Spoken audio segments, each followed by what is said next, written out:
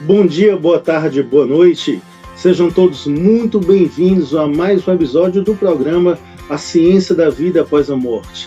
Gente, sempre no começo desse programa eu falo que os nossos convidados são especiais e sim, hoje os nossos convidados são especialíssimos, mas o programa de hoje é uma celebração. O programa de hoje é uma festa em homenagem a um grande cientista, um grande naturalista, um grande espiritualista que eu entendo ser um pouco esquecido do movimento espírita e, de certa forma, até mesmo da sua área. Gente, vamos chamar logo o professor Marcelo Gulão e a professora Poliana. Sejam muito bem-vindos. Doutor Marcelo, boa noite, bem-vindo. Doutora Poliana, boa noite, bem-vinda. Tudo bem com vocês? Tudo bom, obrigado pelo convite. Boa noite, Marcelo. Boa noite, Eduardo. Queria agradecer também pelo convite, estar aqui com vocês. Quero agradecer demais à turma aí do Espiritismo.net. Gente, a doutor Marcelo, a doutora Poliana, o nosso pequeno canal foi abraçado pelo grande canal do Espiritismo, né? Então o nosso programa vai ter um alcance muito maior. Professora, doutora ou pós-doutora nesse exato momento? Doutorana? Eu acabei o doutorado e estou na busca pelo pós-doutorado. Olha só, você está onde agora, professora? Você tá no Brasil, não é isso? Não, eu estou na cidade de Randers, na Dinamarca. Dinamarca. Professor Marcelo, você está na cidade maravilhosa, você está em Minas? Estou na Aprazível Angra dos Reis. Olha aí. Gente, eu ia falar, estava na segunda cidade mais bonita do mundo, Fortaleza, mas o professor Marcelo está em Angra, o professor está na Dinamarca. Gente, eu falei que o programa hoje é uma celebração, mas vamos celebrar quem? Meus queridos irmãos e irmãs, hoje o programa é para homenagear nada menos do que o grande naturalista Alfred Russel Wallace. E para isso chamamos um especialista no espiritualismo, um estudioso do espiritualismo no século XIX e pela primeira vez no nosso canal, um privilégio, uma honra, uma pessoa que nós acompanhamos no trabalho já há algum tempo, professora Poliana, doutora em biologia, que ambos com a agenda muito complicada, uma agenda muito pesada, mas aceitaram o nosso convite para homenagear o Alfred Russel Wallace. Gente, o nosso convidado de hoje, ele é simplesmente coautor da teoria da seleção natural de Charles Darwin. E ele foi um dos grandes nomes do espiritualismo inglês. E antes da gente começar o programa, eu queria apresentar para vocês duas pessoas. Queria apresentar para vocês, consegui me colocar sozinho na tela nessa parte, sozinho não, com eles, este aqui. Vocês conseguem ver quem é esse aqui? Pela primeira vez, professor Marcelo, pela primeira vez vocês estão observando esse nosso querido aqui, vai ficar do lado do nosso programa.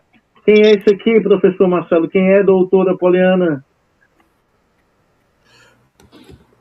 Este aqui é o Alfred Russel Wallace. Ele vai estar conosco. Só que ele tem um grande amigo hoje, professor Marcelo. Chegando hoje de viagem, deixa aqui ajeitar a barba dele. Olha aqui.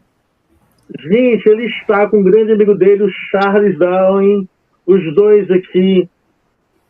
Não queria fazer inveja a vocês dois, me perdoem, me desculpem, sinto muito, mas estou acompanhado do meu querido Charles Darwin, do meu querido Alfred Russel Wallace. Eles foram amigos? Foram rivais? Qual a importância do Alfred para o movimento espiritualista? Então, acompanhado desses dois, a gente vai, repito, hoje celebrar esse grande espiritualista, esse grande cientista.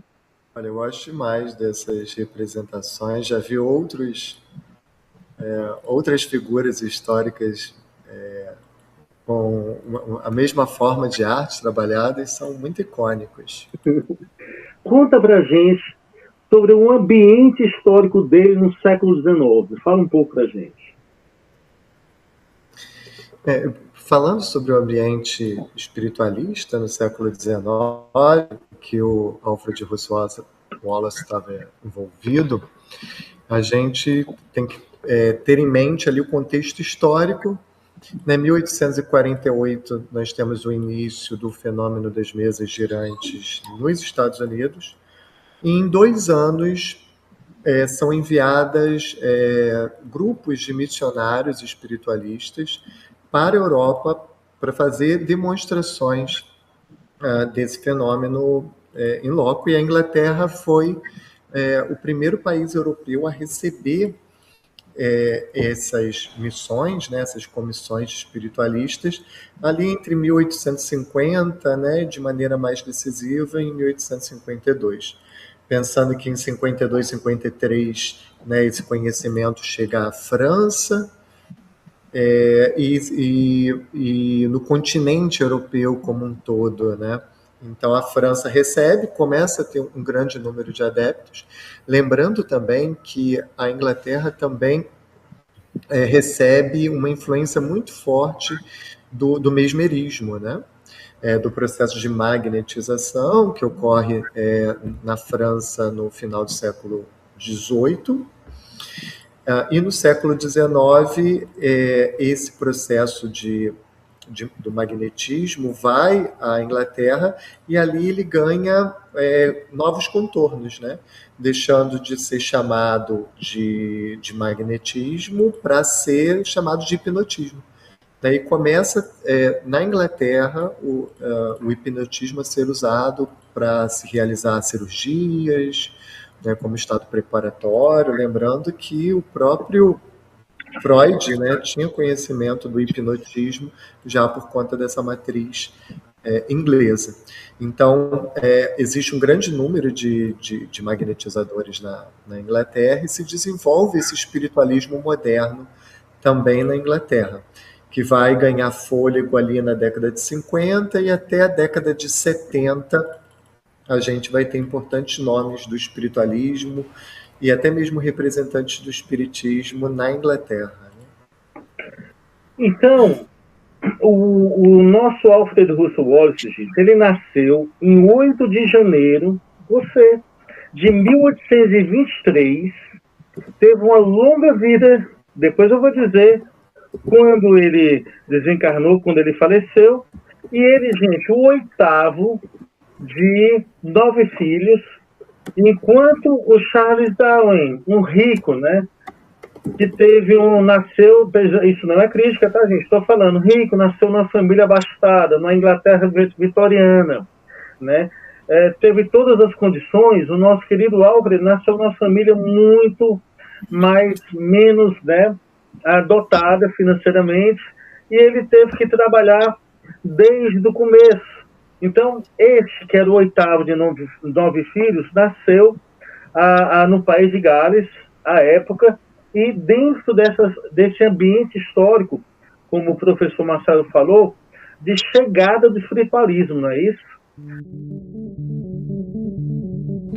Alfred Russel Wallace foi um naturalista, explorador e biólogo britânico que, independentemente de Charles Darwin, formulou a teoria da evolução por seleção natural. Conhecido como o pai da biogeografia, destacou-se por explorações da Amazônia e do arquipélago malaio. Alfred Russel Wallace também foi um grande espiritualista inglês. Muito obrigada, Eduardo. Eu queria muito agradecer o convite. Foi muito interessante estudar sobre o Wallace, para falar mais dele aqui. É claro que a gente já conhece um pouco por causa da biologia, mas a gente sempre estuda mais, né, quando vai preparar algo.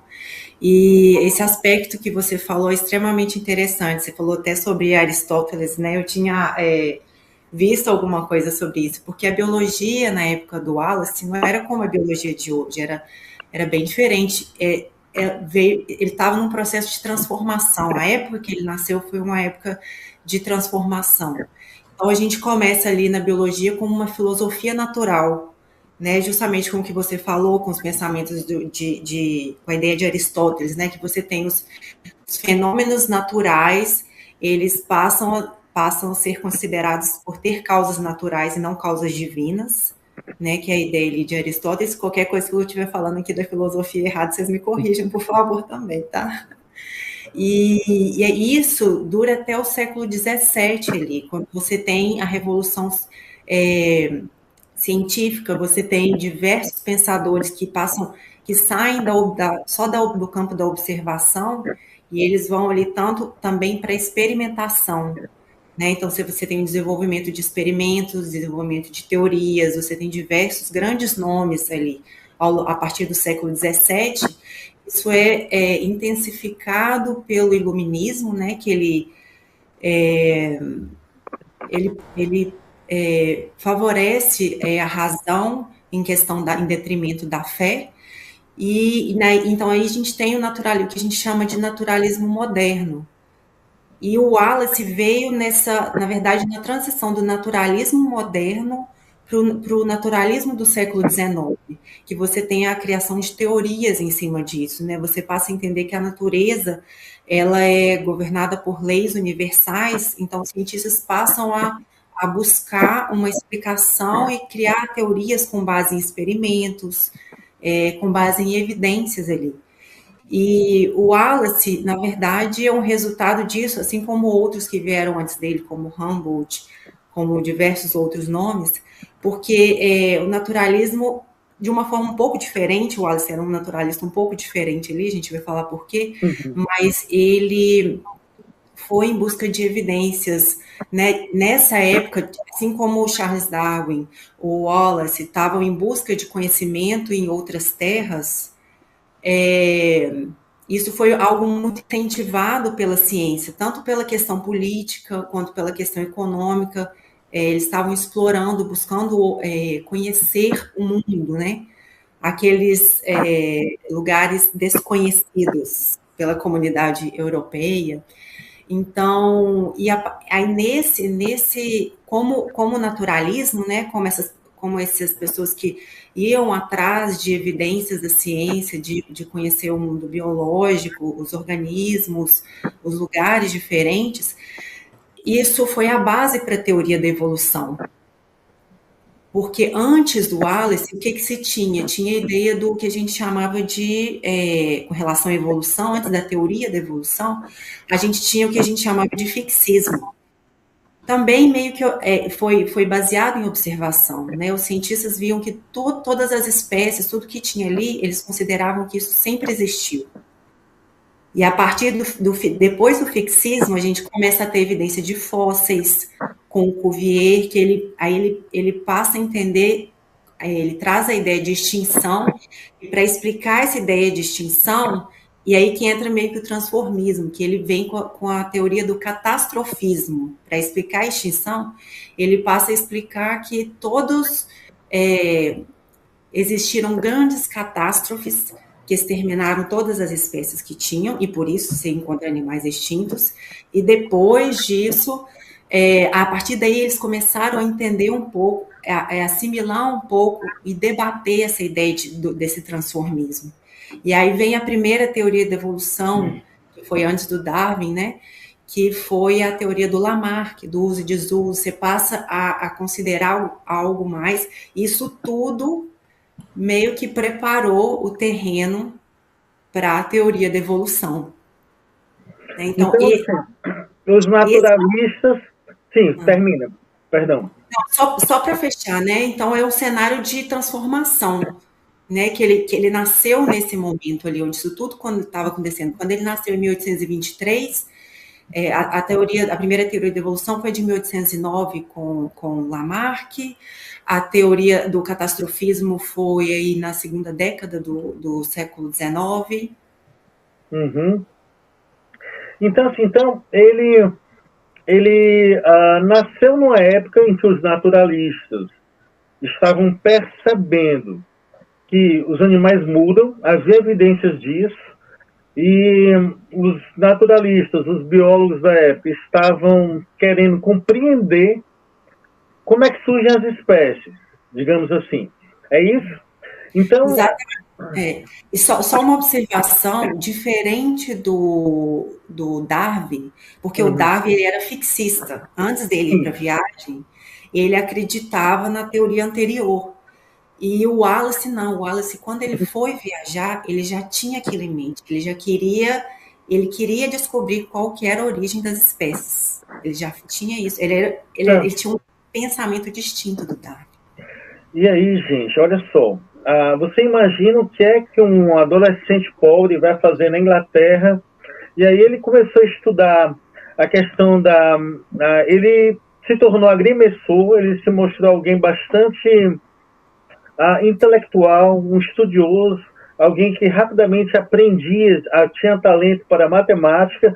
Só que numa família pobre, como é que sobrevive?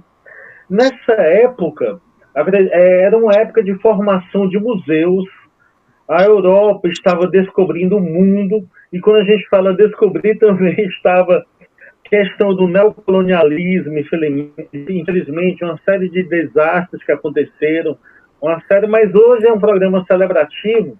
Nós vamos falar que o europeu estava montando seus museus, e era uma oportunidade para pessoas talentosas, pessoas que gostavam de estudar, viajar no mundo e conseguir ganhar algum dinheiro fazendo o quê, gente? Viajando pelo mundo, coletando animais, coletando espécimes e vendendo.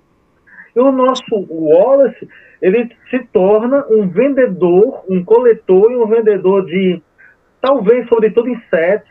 Não é isso, professora Poliana? Sim. E ele vem para o Brasil.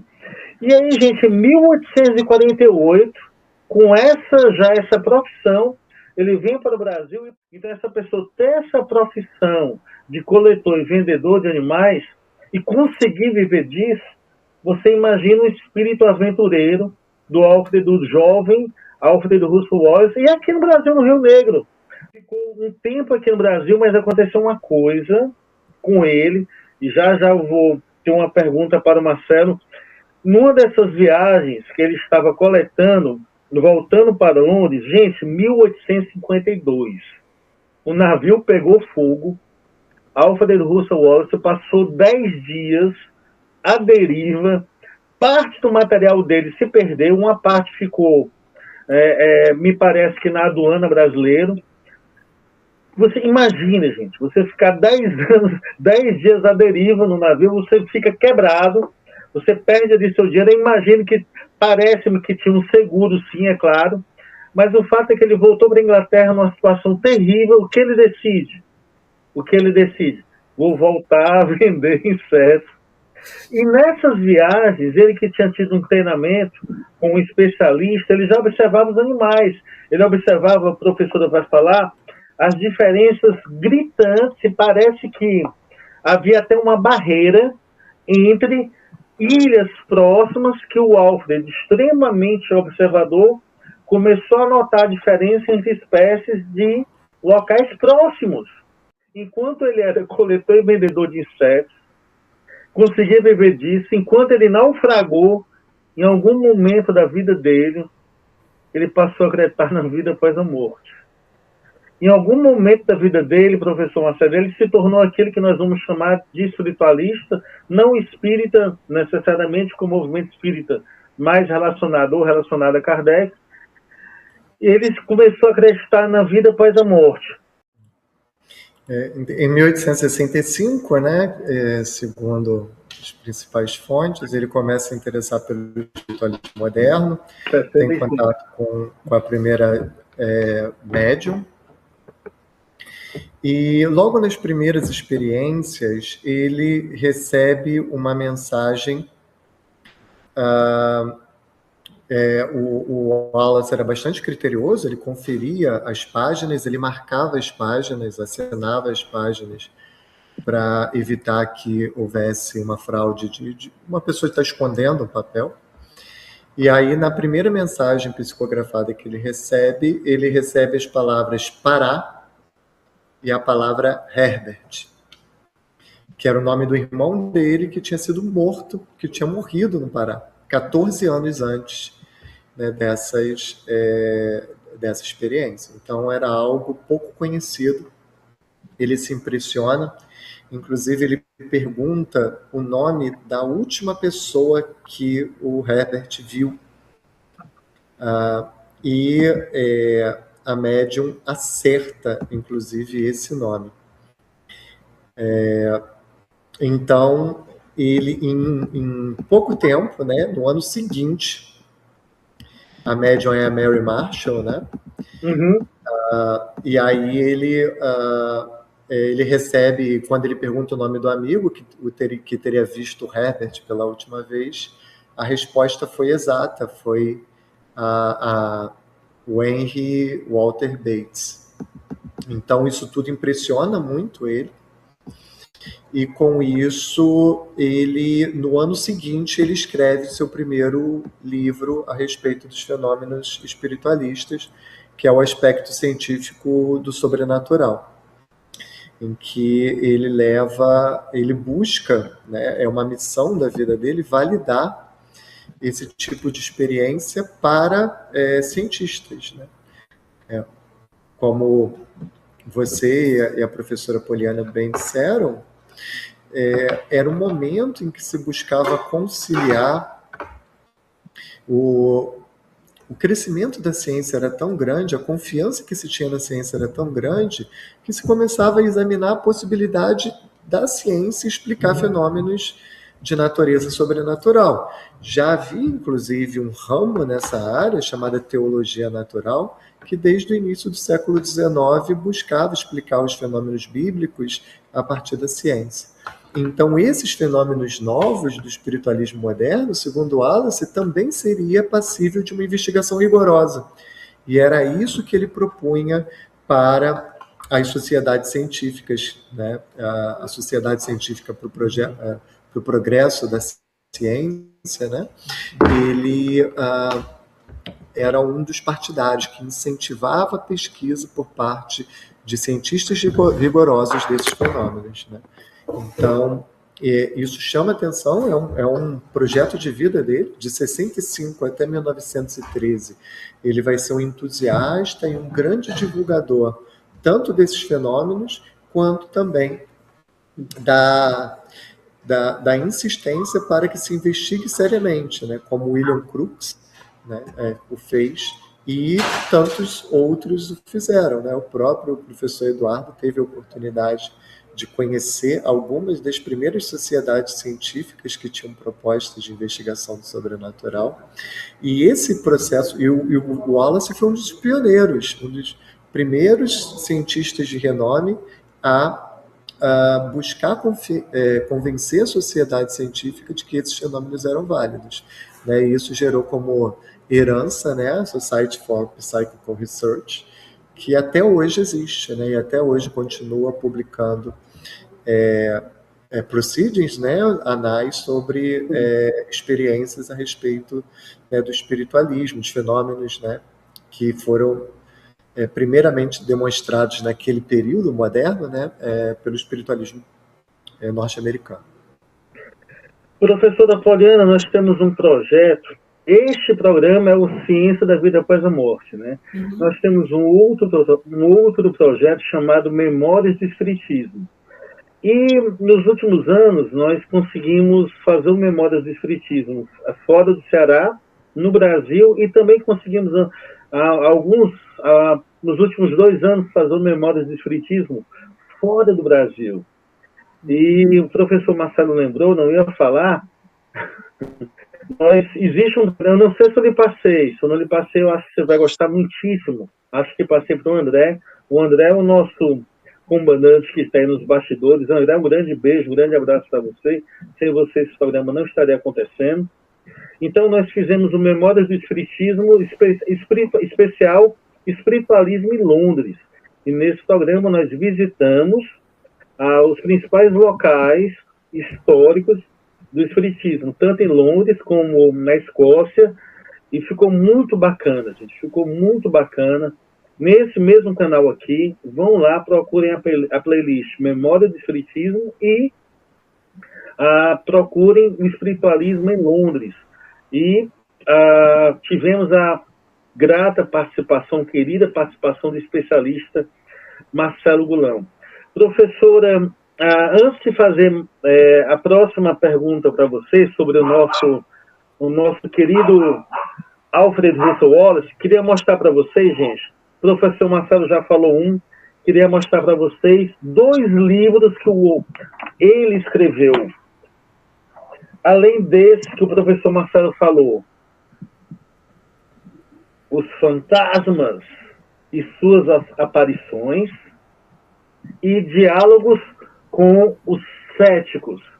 E é interessante, professor Marcelo e professora Poliana, a postura desses senhores, a postura do Kardec, a postura do Alfred, porque, não vou citar nomes, mas alguns médiums, alguns estudiosos, espiritualistas do século XIX, a postura que eles adotaram e tiveram imensa repercussão, criaram sociedades importantes até hoje, mas a postura que eles tiveram não foi uma postura de abraçar a ciência, foi uma postura de se distanciar. A postura de Kardec e a postura do Wallace foi uma postura de uma tentativa imensa de abraçar a ciência, de adotar o método científico e de propor, principalmente no caso de Kardec, está literal, né? Propor uma aliança entre a ciência e a religião. Fala um pouco da gente, um pouco mais agora, do Alfred Russel Wallace, biólogo já, naturalista, pertinho desse momento ali, ou até um pouco depois do momento em que ele descobriu a teoria da seleção natural. Quando a gente fala desse momento, né, que ele descobriu a teoria da evolução, é muito importante a gente considerar até várias coisas que você disse antes, que ele veio de uma família pobre e o Darwin veio de uma família rica.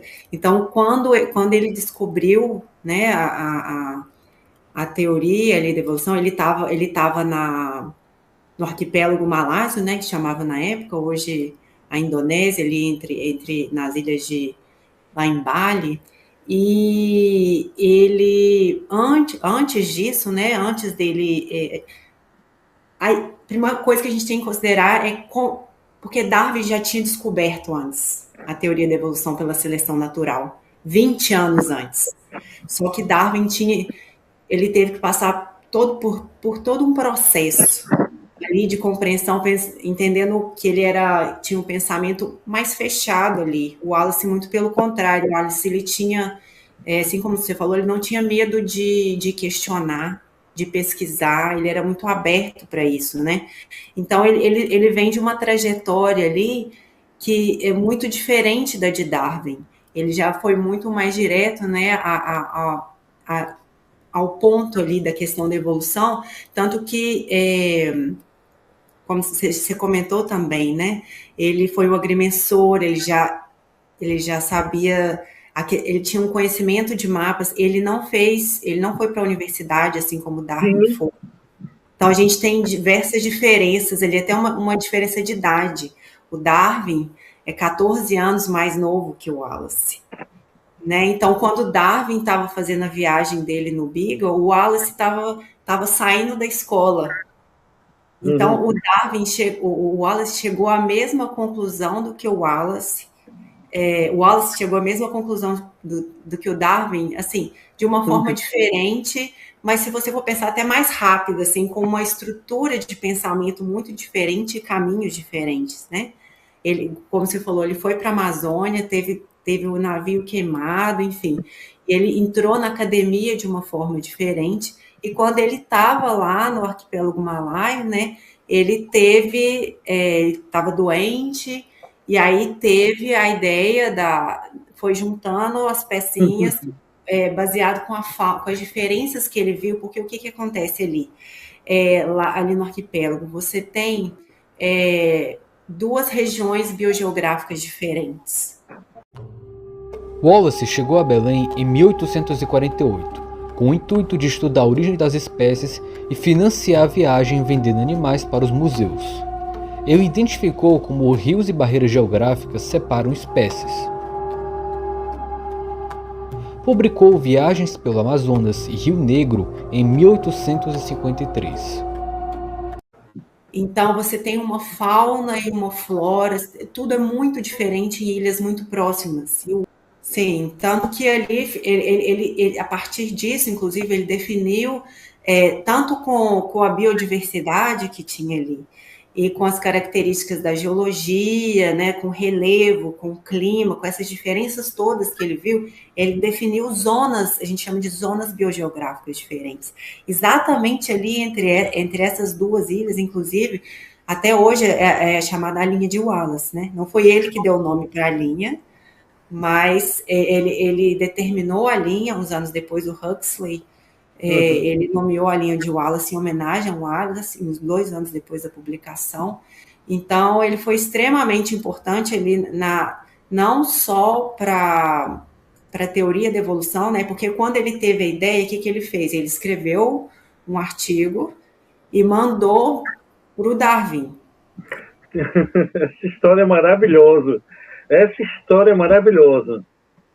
Chegou para o Darwin, 20 anos atrás, o Darwin, depois que o Darwin chegou da viagem do Beagle, 1836, quando foi 1838, 1839, o Darwin já tinha chegado à conclusão da teoria da evolução pela seleção natural. E aí mas ele tinha um embate tão grande com ele ali, com a igreja na época, com tudo o que ele conhecia, com a base fixista que ele tinha, para romper isso. Então, o Wallace foi assim, foi o empurrão que ele precisava. Então vamos lá. Então, o nosso querido, com licença, Wallace, então o nosso querido Charles Darwin aqui, ele já estava sabendo, já tinha concluído sobre a teoria da origem das espécies, a teoria da seleção natural, só que ele, como cientista extremamente, eu fico imaginando aquele vitoriano, cuidadoso, né, extremamente ali ponderado e aguardando a maior quantidade de evidências científicas possíveis para escrever a sua obra. De repente, o que lhe chega? Uma carta de alguém que não tinha uma formação formal, né, uma formação acadêmica formal, e aí nessa carta, o que é que acontece, professor? Então, ele já tinha tinha exatamente, era a mesma ideia do Darwin. Que a mesma, ali. Darwin olhou, estou acabado. Assim, de publicar. Então, perdi minha originalidade. Exatamente. Aí ele se reuniu com um geólogo e um botânico, e eles decidiram publicar, apresentar isso para a sociedade. Não, mas é o seguinte, aí, Marcelo, agora é o seguinte, professor Marcelo, professora Poliana, 2 doutores queridos aqui, um doutor em História e um doutor em Biologia, vocês imaginem, gente, vocês têm a descoberta, uma das descobertas mais importantes da história da biologia. Aí vocês recebem uma carta de um naturalista que estava ali trocando informações e tal há algum tempo. Essa carta, a tentação que o Charles Darwin teve, será que ele teve? Eu estou falando aqui, será que ele teve essa tentação de dizer quem é o Wallace? Perdi a carta. Que carta? Carta? Eu não recebi carta nenhuma. Aí, e o Wallace lá? Como é que ele ia saber que a carta chegou?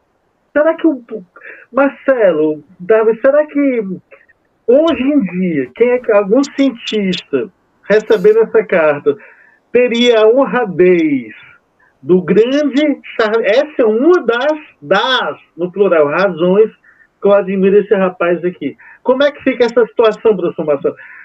Você está ali, uma originalidade, como é que fica, professora Poliana? Tem até um caso precedente também na Inglaterra, também por um cientista, o Isaac Newton, que em uma de suas teorias ele recebe uma equação de um outro matemático famoso, me fugiu o nome, não vou arriscar para errar, e aí ele abre a carta, recebe, e era algo que ele já tinha desenvolvido também, mas não tinha apresentado. Então ele abre, ele era um pouco carrancudo, né, ranzinza. E aí ele lê a carta e ele chega... Eu sou a única pessoa do planeta que sabe isso e vou continuar sendo. Não, mas ele diz assim, olha, muito parecido com o que eu já fiz, né? Só pode ser plágio. Gente, e o Darwin, você, meu cara, ele tão honrado, que a carta poderia ter desaparecido. Ele até cogitou, os biógrafos dele falam, né? Ele cogitou dizer o seguinte: olha, ele escreveu primeiro, não importa se eu tive essa ideia primeiro. O Alfred escreveu primeiro, então a ideia dele é ele que vai publicar. Mas aí o que aconteceu, professor Napoleão?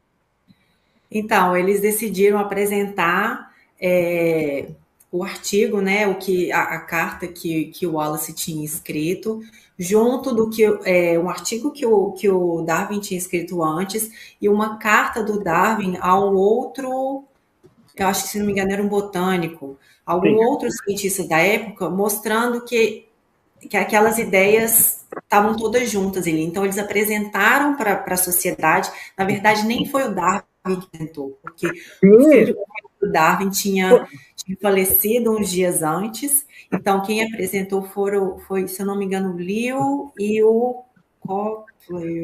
Esqueci o nome do outro. Não, isso, gente, olha só, o filho do Darwin falecido, o outro estava lá do outro lado do planeta, lá só de tanga, colhendo insetos, lá vendo as diferenças da ilha. Enquanto isso, nenhum dos dois apresentou. Sim, e aí eles apresentaram. Aí, no ano seguinte, em 1859, o Darwin falou assim: não, preciso de publicar, né? Faz sentido, tomei o empurrão, agora eu vou. Aí ele publicou o livro, né? A Origem das Espécies. Foi vendido assim completamente, tiveram várias edições, e na verdade a teoria ela foi muito aceita, a teoria da evolução, só a questão da seleção natural em si que foi muito discutida ali, né? Os mecanismos evolutivos foram muito discutidos porque tinha muita coisa que a gente não sabia na época. Genética, nada, né, sobre genética, por exemplo. Exatamente. O Mendel, ele na verdade ele já tinha escrito um trabalho em 1860. Só que esse trabalho ficou engavetado, eles só foram redescobrir esse trabalho em 1900. E a partir daí que a questão da seleção natural em si ganhou mais força, então a teoria da evolução foi muito discutida ali no meio da sociedade científica. Mas ela deslanchou de verdade, assim, só no século XX. O detalhe da descoberta do Wallace, o que foi aquilo ali, o momento eureka do grande Alfred Russel Wallace. Ele estava doente, né? Ele estava com malária. 1858. Sujeito lá com malária. Fala. Você imagina. Ele... vou falar, desculpa. Imagina, professor, ele lá na cama, suando, uma febre altíssima. Como é que os animais se transformam? Como é que acontece? De repente, as espécies mudam porque a natureza seleciona. Gente, professor Marcelo, quantas descobertas da humanidade foram feitas importantíssimas, foram feitas por cientistas, estudiosos, que estavam nesses momentos de, como é que a gente falaria, professor Marcelo, de mesmerizados. Historicamente, esse fenômeno é chamado de epifania, né? Quando a pessoa tem um despertar a respeito do propósito da sua vida, a respeito da resolução dos seus estudos, né? Que o Espiritismo tem uma interpretação diferente, né? Que é uma revelação, uma manifestação mediúnica, né? Um desdobramento e uma clarividência. Enfim. Clarividência. Ele estudava ali no mundo espiritual, de vez em quando voltava com informação, de repente a informação naquele momento ali veio. Por favor, Marcelo, os cientistas foram verificar, eu adoro esse tipo de gente, eles foram verificar realmente se Darwin foram checar se Darwin não tinha, digamos assim, se aproveitado da ideia de Wallace, porque não, poxa, em ciência tem um momento que é tipo, é um homem honrado, é um cientista, ninguém duvida, mas vamos checar. Marcelo, a turma refez a viagem da carta. A turma pegou, e mediram os dias, e está tudo documentado. A carta chegou no momento tal, no navio tal, no lugar tal. Então, a carta do Oz, temos a documentação, a turma refez a documentação da história da carta e descobriram documentalmente, historicamente, realmente a carta chegou no dia que ele falou que a carta havia, né, chegado na casa dele. Imaginem, gente. Então, quanto esse sujeito aqui foi amigo dele, e o resto da vida, o Charles Darwin, olha aí, gente, o resto da vida o Charles Darwin cuidou do Oz. É interessante que ele rompe com Darwin, né, em 69, quando ele se convence dos fenômenos espirituais. Então, ele rompe com a teoria da evolução, afirmando que a especialidade humana, a inteligência humana e os valores morais humanos só poderiam ser desenvolvidos em uma única e mesma espécie, né? E para ele teria uma fonte divina. Então ele rompe com o Darwin nesse aspecto, se relacionando diretamente com William Paley, né? Que é um dos principais, talvez o principal teólogo natural de língua inglesa do século XIX. E ele vai desenvolver essas pesquisas com um rigor muito grande, da mesma forma, né, com o mesmo rigor, né, que ele desenvolve sua teoria biológica, ele busca criar procedimentos também para suas investigações espirituais.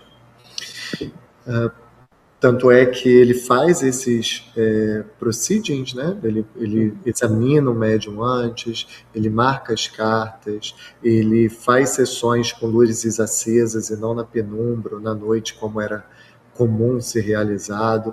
Ele convida cientistas, né? O Thomas Huxley, que já foi mencionado aqui, ele é um amigo do Wallace, ele é convidado para participar dessas experiências. O Thomas Huxley, que é um dos nomes relacionados ao agnosticismo, né? O apelido dele é o Bulldog de Darwin, né? Por ser um ardente defensor do evolucionismo. Ele nega o convite, afirmando duas coisas, né? Que havia muitas denúncias de fraude, então a chance de ser fraude era muito grande, e dois, que as reuniões não tinham uma produção digna da ciência. E é interessante essa observação, porque essa é uma crítica muito comum aos espiritualistas e à evolução, né? Os pesquisadores psíquicos e depois os parapsicólogos, enfim, que é a experiência sem uma preocupação de se desenvolver uma filosofia a respeito das informações que estavam se colhendo, né? Coisa que o Kardec era preocupado, né?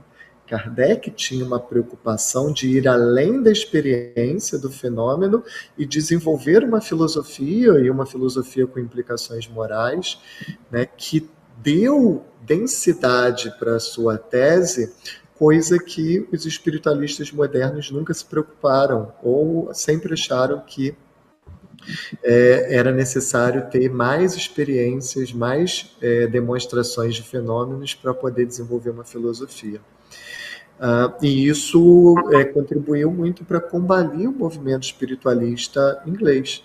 Uhum. Porque, por um lado, teve um mérito Wallace muito grande de trazer para a investigação uma série de cientistas reconhecidos, William James, por exemplo, que é considerado o pai da psicologia, né, em países de língua inglesa, Inglaterra e Estados Unidos principalmente. Ele investigou os fenômenos psíquicos durante 30 anos de sua vida, né?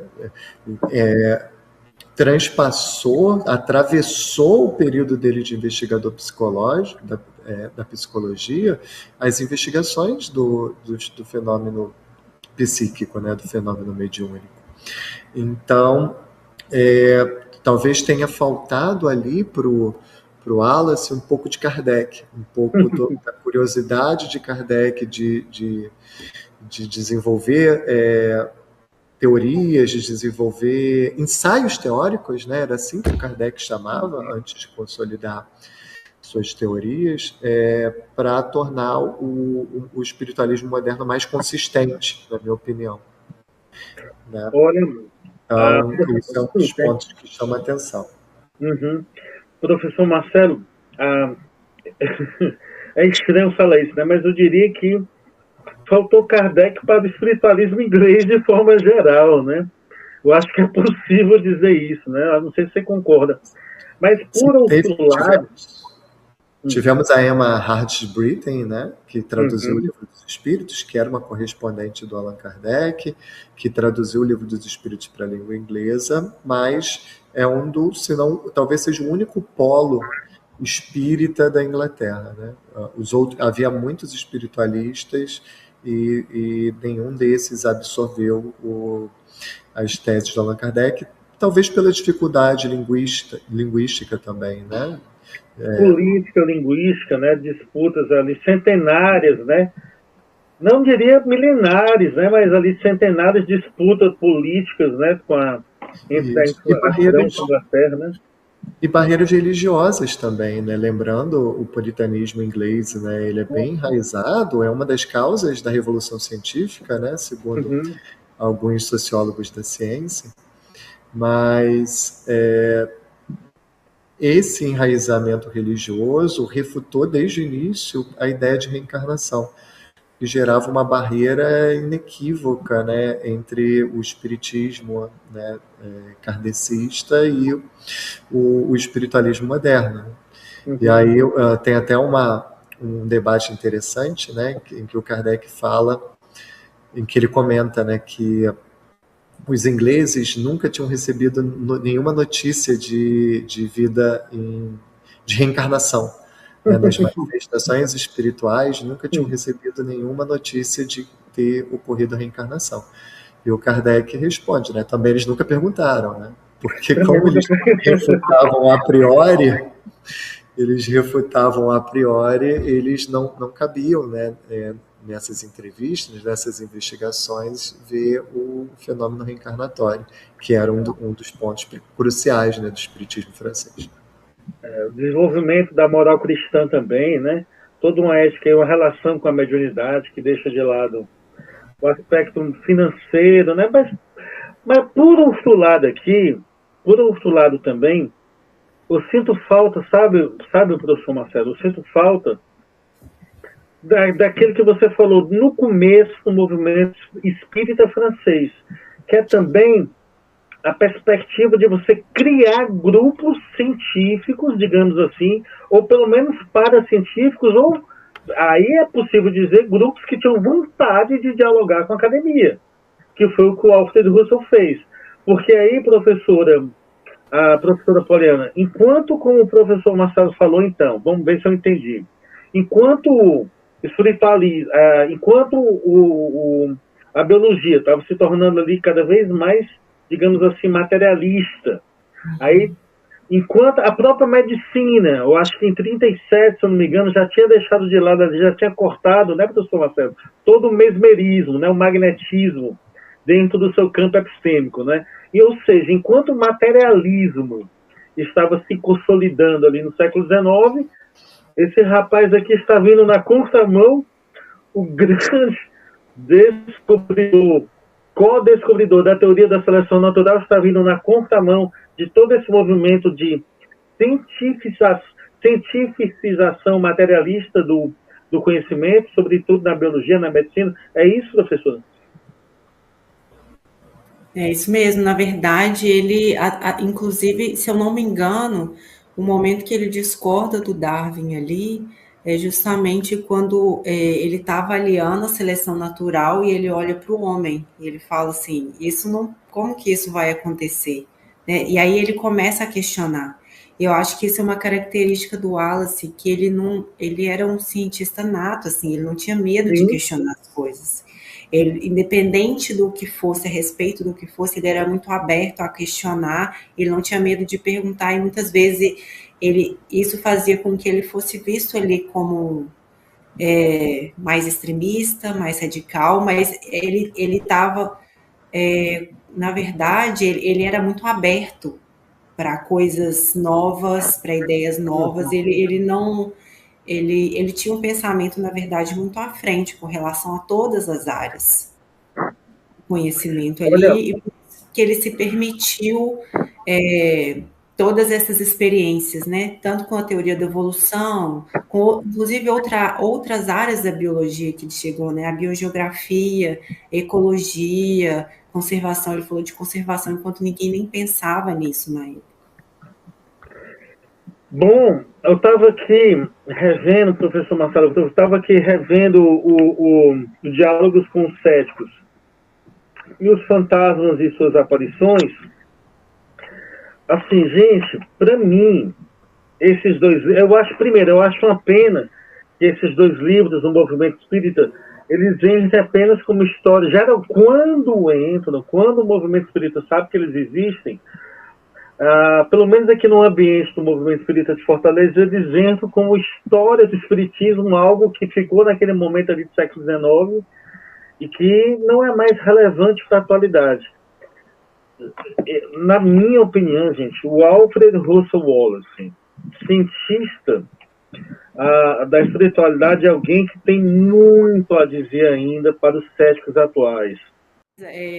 Por mais que a comunidade científica estivesse aceitando algo novo, né, que ali foi a evolução, a teoria da evolução que mudou muito, eles ainda eram muito conservadores. Então, qualquer manifestação diferente ali gerava querendo ou não, uma repulsão, uma exclusão.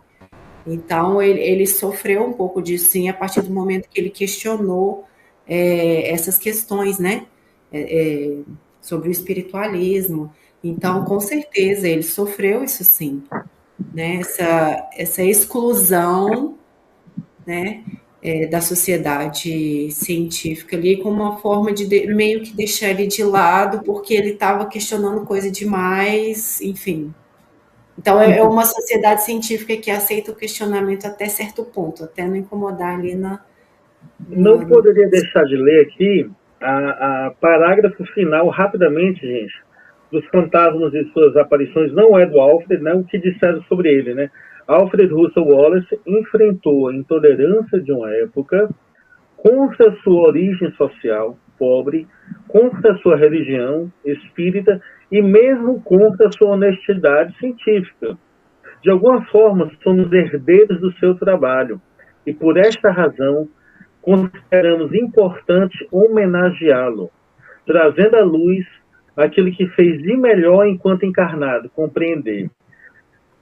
Trazendo à luz aquilo que ele fez de melhor enquanto encarnado, compreender, repito. Gente, só temos mais 10, 15 minutinhos de programa, mas eu queria, agora sim, ler uma frasezinha rapidamente aqui do Alfred Russel Wallace, no mesmo livro, Fantasmas e suas Aparições. Em conclusão, defendo que a breve revisão dada agora das variadas classes de fantasmas, dos vivos e dos mortos, demonstra a inadequação de todas as explicações em que a telepatia entre as pessoas vivas ou a ação do ego inconsciente são exclusivamente usadas, gente. Uma vez que são capazes de explicar apenas uma pequena proporção dos casos que realmente acontecem. Ele não está negando nem que essa explicação, e hoje a ciência não aceita nem a telepatia, né, professor Marcelo?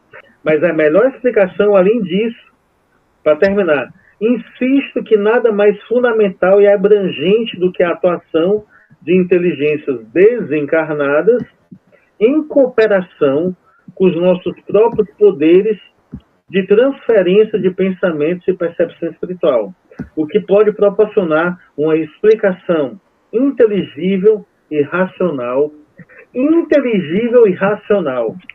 de toda a variedade dos fenômenos. Gente, eu falo com humildade, mas para mim essa frase aqui, acho que Kardec assinaria embaixo, tá? O Alfred, gente, continuou pobre, nunca teve muito dinheiro na vida, sempre viveu com dificuldade, e em algum momento a situação estava tão complicada que quem veio socorrê-lo, professor Marcelo?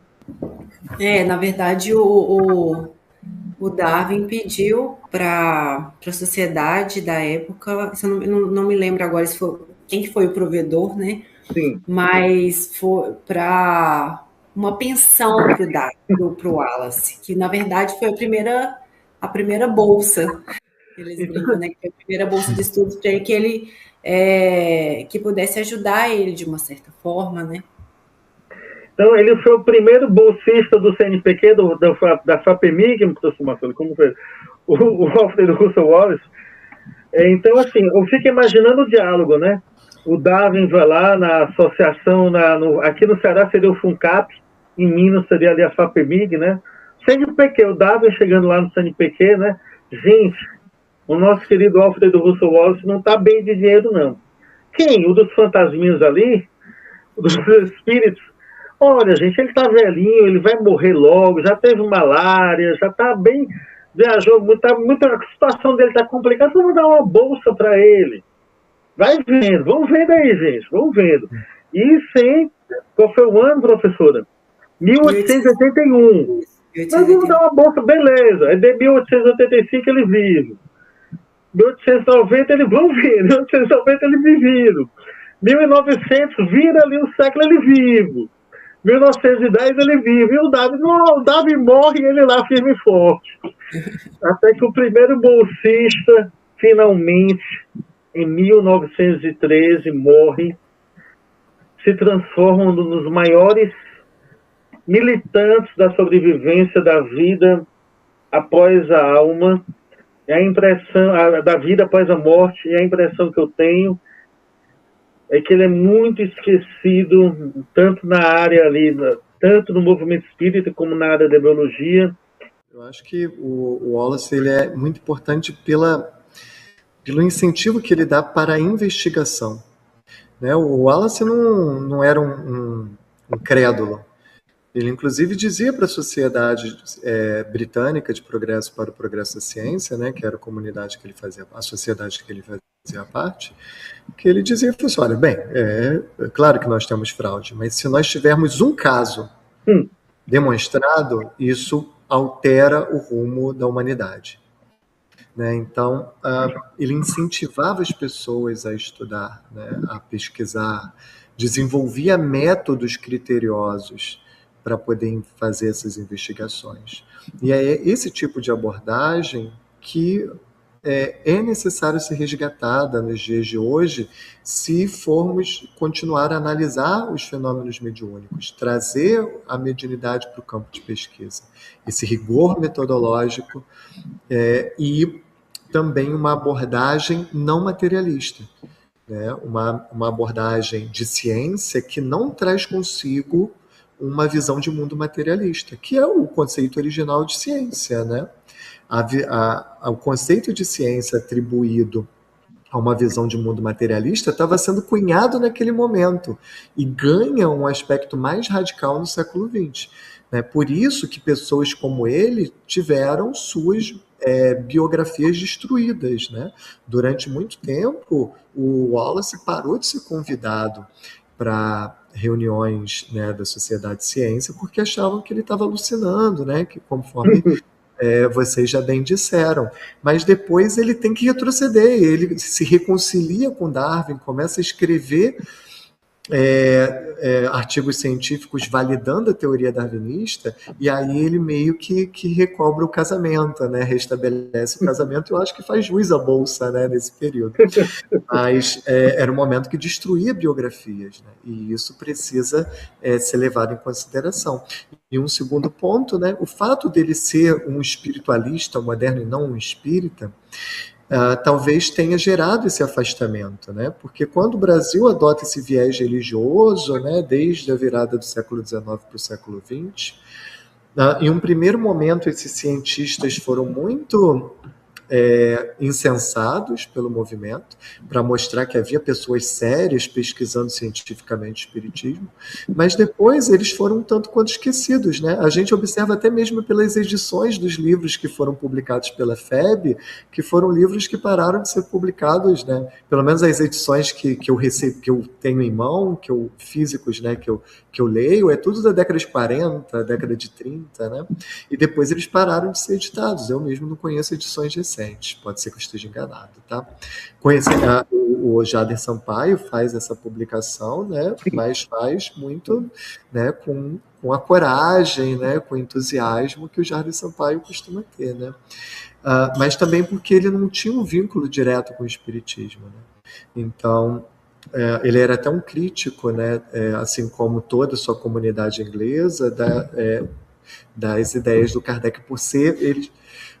Vamos lá. Se o Wallace era considerado ingênuo pelos cientistas por acreditar nesses fenômenos mediúnicos, grupos relacionados ao Wallace consideravam Allan Kardec ingênuo, por desenvolver uma teoria sem mais e melhores manifestações mediúnicas demonstratórias, que observando a obra do Kardec como um todo, a gente vê que não é isso, né? Que ele tem ele tem centenas e centenas de experiências relatadas, né? Então, talvez isso tenha gerado esse afastamento, né? E talvez com recobrando o interesse, né, sobre a ciência espírita, sobre a investigação da mediunidade, né, que tem ocorrido nos últimos anos, né, esses nomes têm sido trazidos novamente ao estudo, ao foco, né, como está acontecendo agora. Por que estudá-lo hoje? Como a gente estava conversando, né, ele foi um cientista extremamente criterioso que não tinha medo de fazer perguntas ali. E, ao mesmo tempo, ele não se importava, apesar dele não ter tido esse reconhecimento, ele não se importava muito. Tudo parece que ele não se importava muito com o reconhecimento. Ele nunca assistiu Darwin, né? Inclusive nas publicações, ele até chama depois a teoria da evolução de darwinismo, né? O darwinismo, enfim. Então, mas ele foi extremamente importante, tanto para a biologia moderna como um todo, né, para a formação da biologia moderna. Ele é considerado o pai da biogeografia, algumas vezes o Humboldt, não só pela linha de Wallace, que foi extremamente importante, mas sobre todo o conceito ali, sobre tudo que ele escreveu sobre o arquipélago malaio, né, hoje ali a região da Indonésia. Ele foi muito importante para a zoologia, ele catalogou diversos espécimes, né, tanto da América do Sul, por mais que o navio tenha queimado, tanto, né, da região ali da Indonésia. Ele descreveu muitas espécies de mamíferos, de aves, de insetos, borboletas dentro dos insetos. Semana passada eu soube, reencontraram, desde a época dele, parece que não havia sido mais visto um besouro, até chamado de espécie de besouro de Wallace, reencontrado semana passada. E aí, enquanto os biólogos celebraram, aí poucos dias depois estavam vendo que esse besouro estava sendo vendido a uma pequenas fortunas no mercado negro. Oh, meu Deus, a humanidade. Complicado. Eu não tinha visto essa notícia. E o esquecimento dele, professora, por favor, continue. E ele contribuiu, né, descreveu várias espécies, foi importante para a conservação, falou de conservação, falou de relação da natureza com o homem, e essa questão do esquecimento dele, né, ele realmente ficou meio que esquecido. Inclusive, eu tive a curiosidade, entrei em contato com uma prima minha que acabou de formar e me perguntei o quanto que você sabe sobre o Wallace, quanto que você sabe sobre o Darwin, a teoria da evolução. Ela falou que não foi falado sobre o Wallace, apesar de cientificamente ser reconhecido nos livros didáticos, não sei se são todos, né, mas pelo menos essa pequena amostragem mostrou que indicou que pode ser que ele não esteja sendo falado, né? Talvez dentro da biogeografia ele vai ser falado, né? Mas assim, a gente não vê muito da biogeografia no ensino médio, enfim. Ele foi um cientista extremamente importante, que deveria ser mencionado em algum momento, né? No estudo, na formação, independente, né, das linhas que ele seguiu, mas isso faltou, assim, um reconhecimento para ele mesmo. E eu acredito que muito disso também foi porque o nome dele não estava no livro da Origem das Espécies, né? Foi o livro só do Darwin ali, e querendo ou não, isso que acabou perpetuando muito. O Darwin é muito conhecido, e tem um livro dele, eu não li ele todo, né? Li apenas algumas partes que fala sobre a história dele.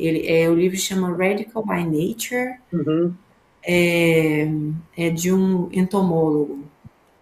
Mas é um livro muito interessante, que apesar dele chamar, né, o Radical por Natureza, ele fala não no sentido ruim, mas fala no sentido de que ele explora, né, explorando a vida ali, aberto para muitas coisas. Então, assim, eu fiquei muito feliz pelo convite de poder falar um pouco do Wallace, de estudar um pouco dele. Quero ler mais coisas sobre ele, fiquei muito interessada. Foi um grande cientista que a gente comentou que também ele fez contribuições tanto para né, ele se preocupava com o direito das mulheres, questão social, enfim.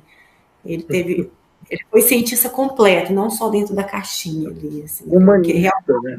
Humanista. Ele realmente questionava tudo, né? Ele se perguntava sobre as coisas, então... Gente, então assim, em um ambiente, o Wallace que eu encontrei, e eu vou passar o resto da minha vida estudando ele, o Wallace que eu encontrei, gente, o Wallace que eu encontro é um homem, um gênio, sujeito, um batalhador que venceu imensas dificuldades, perdas pessoais do irmão, doenças, enfim, numa época em que ficar longe da família, viajar o mundo todo naquelas condições e fazer a descoberta que ele fez, um gênio, um sujeito humilde, sempre fazia questão de reconhecer a genialidade de Darwin e falar que Darwin pensou a teoria. É interessante que ele fala que Darwin pensou a teoria de formas que ele nunca poderia pensar, mas o Darwin também disse a mesma coisa sobre ele, pelo menos da forma como ele escreveu quando recebeu a carta. E humilde, e como você falou, professora, um homem preocupado com a humanidade, preocupado com o próximo, como o Darwin também falou, um homem dentro daquela perspectiva ali do socialismo utópico daquela época, completamente ali inserido nessa visão de mundo solidária. Para mim é extremamente difícil não admirar. E aí, a história, de certa forma, pelo menos ali em Londres, quando é criado o Museu de História Natural, ali com o Richard Owen, que era um sujeito também de temperamento aparentemente muito mais difícil do que o Darwin e do que o Wallace, consegue criar o Museu de História Natural, a estátua de Charles Darwin fica ali no topo da escada, mas depois, né, colocam com toda a justiça do mundo o quadro dele também no topo da escada, subindo ali logo pertinho da estátua, de um belíssimo quadro, por sinal, está lá no nosso Instagram. Então, gente, a academia fez justiça a ele no Museu de História Natural. Tem uma foto de um desconhecido lá apontando para ele lá no Instagram, que sou eu, mas está lá. E a esposa dele disse assim, queriam enterrar ele lá junto com os outros gênios, né, no panteão, né, professor Marcelo?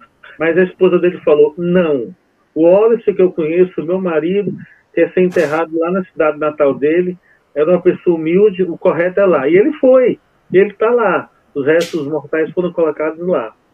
O professor Poliano, foi um privilégio de conhecer o seu pai, professor Brasil, é um colega nosso. Para mim é uma alegria poder chamar o seu pai de colega lá no nosso grupo, nosso pequeno grupo lá de estudiosos da história do movimento espírita, das religiosidades, e hoje para mim é uma honra poder ter lhe conhecido. Muito obrigado por poder propiciar que uma professora, uma doutora em biologia, pudesse compartilhar hoje com a gente, pudesse celebrar conosco essa homenagem ao Alfred Russel Wallace. Gente, até o próximo programa. Fiquem com Deus, fiquem em paz, até o nosso próximo programa. Alfred Russel Wallace faleceu em sua casa de campo, Old Orchard, em Broadstone, Dorset, Inglaterra. Ele iria ser enterrado na abadia de Westminster, em Londres, onde hoje estão Charles Darwin, Isaac Newton, Stephen Hawking, Charles Dickens e tantos outros. Mas Wallace foi enterrado no cemitério local de Broadstone, respeitando seu desejo.